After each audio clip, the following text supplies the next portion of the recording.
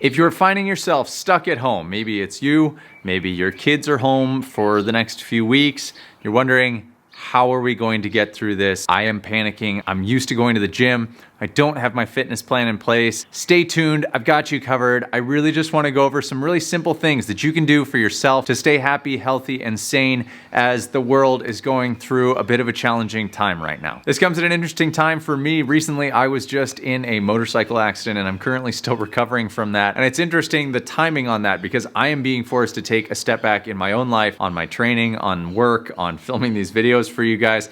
And it's coinciding with almost everybody in the world having to take a step back and just kind of take a breather right now. So the timing on those two things, very interesting. So I'm speaking to you both from my own personal experience right now and also what I'm just experiencing the rest of us going through as we move forward. If this is your first time here, welcome. I'm Shane Farmer. This is Dark Horse Rowing, where you build a life that you want to live, and we use rowing usually to help you get there. So as somebody who clearly usually works out from home, as well as an advocate for people working out in their own homes, generally just because it's more convenient for most people, there are a list of things that I like to think through when I'm trying to set myself up for success for home workouts and things that you can be doing yourself as well, rowing machine or not, to help set yourself up for your own home workout, mental and physical health. The first of these things that you really need to consider and just make a decision on. Look around your house. You're the best one that knows it. Where are you going to work out? I know that seems like kind of a weird or maybe a third or fourth tier decision to make, but honestly, knowing what space you are going to consider as your gym may be perhaps the most important decision you make, because once you decide that that is going to be your space, you can begin to hold that space as a little bit more sacred, meaning you're going to keep it clean, meaning that's where what equipment you do have, if any, is going to stay. You also know that, and you think through, for example, if you have kids, are they going to be able to get to you while you're there? Or are you going to establish that perhaps your spouse has your kids while you're in that area, and you know that you can be separate and worry-free from feeling like you need to leave what you're doing to go elsewhere? As a parent, I know that feeling. So that is number one. Decide where in your space. For me, it's the garage. This is my garage. This is my gym. Any fitness stuff in the house, it goes right here. From in this wall back. That is where all of the fitness happens in this house. Assessment number two that you're going to make is, what equipment do you have? There are a couple things to think through here. Number one, what do you already have? Number two, what could you acquire if you wanted to? And number three, do you want to acquire more equipment for your space? Or are you happy with no equipment, minimal equipment, or do you want everything? Kind of like I do. I like to have everything under the sun. I have a big toy box right over here behind me, and inside of that are all of my mobility tools and foam rollers and lacrosse balls and bands and all of those things. But again, I have different priorities. So for you, if this is just a short-term thing, maybe it is just bands. Maybe it's just a kettlebell or a set of dumbbells for you, or maybe it's just a rowing machine. Whatever it is, take a first stock and assessment of what you have. Write that down. If you have a desire for more equipment, perhaps you're a gym goer and you're used to having more equipment, there are also plenty of ways for you to make your own tools at home. For example, sandbags are a cheap and easy way of producing weight for yourself to be able to use in the house. They're soft, they don't break floors, things like that you can begin to think through. And there are a lot of resources out there for DIY gym equipment that you can look up. I'm not going to delve into that, but it's a good way for you to frame your thinking for the next step that we're going to get to, which is actually creating the workouts. Number three is deciding what the workout is going to be ahead of time.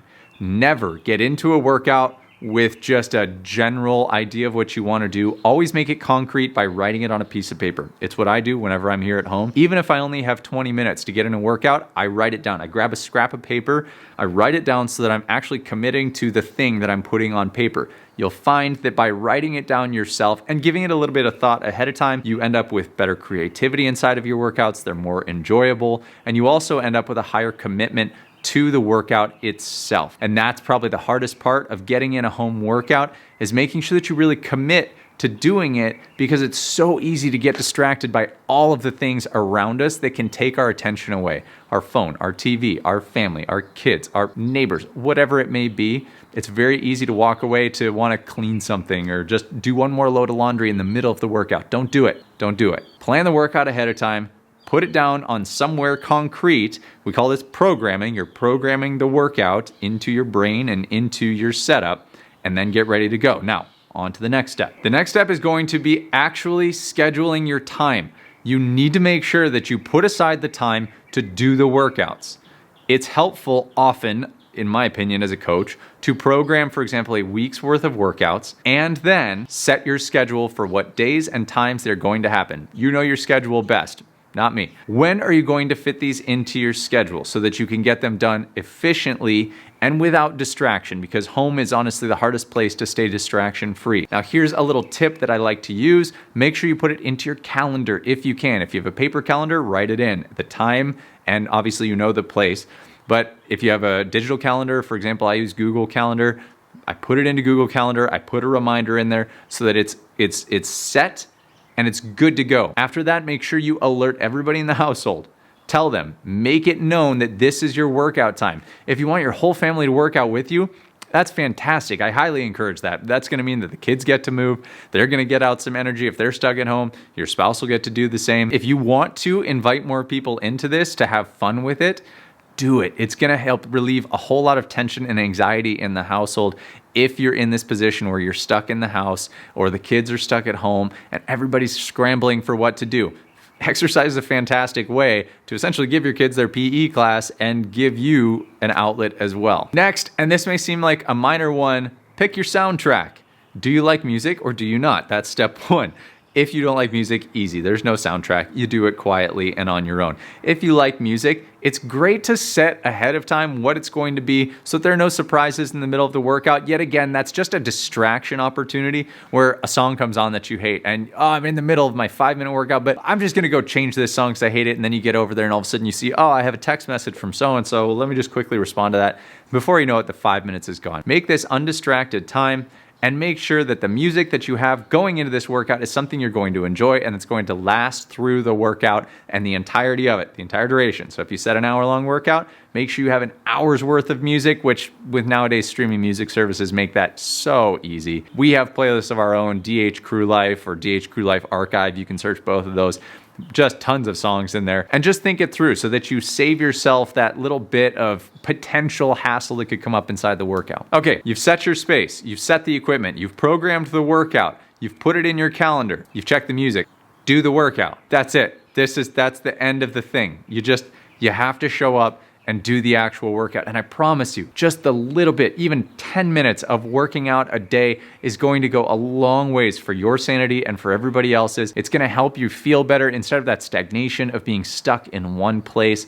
It's why whenever I travel on an airplane, every time I finish a movie, because I love movies when I'm on airplanes, but every movie that I finish, I get up, I walk to the galley, I do about 75 to 150 air squats before I let myself go sit back down. Why? Because I'm stuck in a giant tube for 10, 11 hours at a time. It's a long time to be in one very confined space. The same goes for your home. Granted, it's bigger, a little bit more spacious, but there's so much happening in this space that can just become claustrophobic, like all the things you have to do, taking care of the people around you, taking care of each other, that having this outlet, even if it's 10 minutes or if it's an hour, it's going to help you immensely as we all honestly work through this headspace. Again, mine is slightly different because I'm recovering from an accident, but I'm also in it with you guys going through this same weirdness that we're all going through and having a plan. For example, right now, I'm just getting out in the time that I have and getting 1 hour a day to myself in the garage here and riding the bike or get very low intensity because I can't do high intensity stuff right now.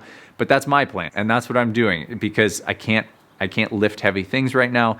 There's a lot of stuff that I'm really missing that I can't do, but the one thing that I can do, I can get on the bike. I'm barely even sweating. That's my intensity level for an hour's worth of spinning, but you know what it does do? It at least elevates my heart rate slightly and allows me to just move blood through my body, all things that I need for my own recovery, as well as being able to stay healthy through this time. If you love this video, make sure that you subscribe and become a member of the PDP Army, the Push Don't Pull Army, our community of people who all support each other around the world to stay fit and healthy and drive towards their own goals. And while you're at it, make sure you check out this playlist of Exploring the Rowing Machine, because maybe it's something that you could potentially put into your own repertoire as you go forward.